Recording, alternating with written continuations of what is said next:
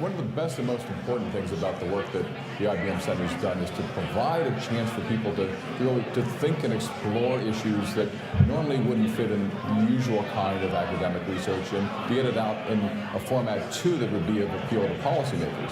A lot of academic research proceeds down the road, sometimes at great speed, but looking in the rearview mirror, looking at databases defined from the past, problems that other scholars have worked on.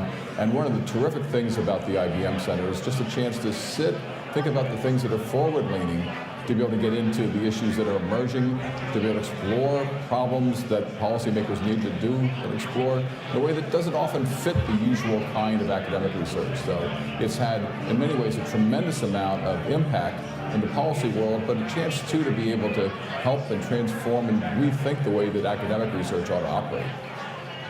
So instead, we transitioned over to another Department of Homeland Security acquisition called Project Deepwater, run out of the Coast Guard, which was an acquisition that was to span 25 to 30 years and basically bring in all new equipment and basically revamp the entire fleet of the Coast Guard in the wake of 9/11 and an attempt to modernize the Coast Guard's fleet. So myself and two of my friends and colleagues, Matt Patowski and David Van Slyke, embarked on a multi-year project with funding from the IBM Center to look at what had worked well in the Deepwater acquisition and what had not worked well. And so we conceived a series of research projects that were ultimately translated into a series of reports like this one that the IBM Center produced that first allowed us as scholars to really understand what Coast Guard had done. It was, again, seed funding to allow us to do all sorts of interesting research. But also because we were working with funding from IBM, perhaps surprisingly to us, we were impressed by how many doors it opened for us. As a public management researcher, IBM is giving me the opportunity to transfer my knowledge into practice. It's really important for us as academics to gain transparency in the type of research that we're doing, to gain legitimacy and providing lots of transparency and accountability toward the research, and then also transfer our knowledge directly into practice. IBM is closing this gap for us as researchers. We're usually publishing in academic journals, and what IBM does with those reports is that they are providing a step-by-step guide for practitioners, transferring our knowledge into practical applications. I've been asked over the years to write 2 reports for the series. The first was in 2013, and that report built on my research, and it was titled Implementing Cross-Agency Collaboration, a Guide for Federal Managers. I'm happy to say that that report was one of the most downloaded reports in 2013.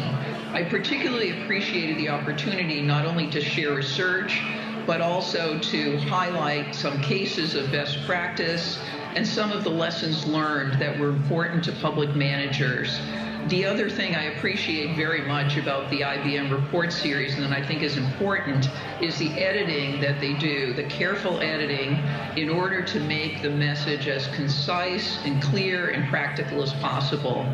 In 2016, I wrote another report that was part of a broader collaborative effort, and the basis came out of a couple of roundtables with a large group of current and former government officials and decision makers. This report is titled Building an Enterprise Government, Developing an Ecosystem for Cross-Agency Collaboration in the Next Administration.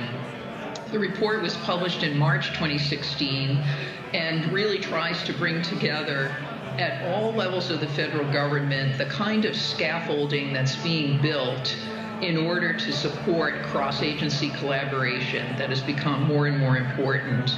The IBM Center plays a very important role in public management research. In my own case, the funding, editorial support, and distribution networks has helped my research in numerous ways. First, the research fund supported my travel back and forth to DC and other research sites with my colleagues Trevor Brown, Matt Patowski, Nick Armstrong, and Zach Hoytink. we were able to access experts, collect data, and conduct interviews to shape our understanding of the issues we were researching. Public administration research has gained additional legitimacy with those engaged in public service because of the IBM Center. One of the highlights for me when going up for a promotion to full professor was demonstrating that my research was being used by decision makers in the Office of Federal Procurement Policy, in the Office of Management and Budget. The IBM Center had a lot to do with making my scholarship accessible to governance leaders. Finally, the Center has used a range of distribution media and forums to help promote the work of scholars and practitioners, from podcasts to a range of presentation opportunities. Each is valued and welcomed in being able to affect how research can be an important input into strengthening governance.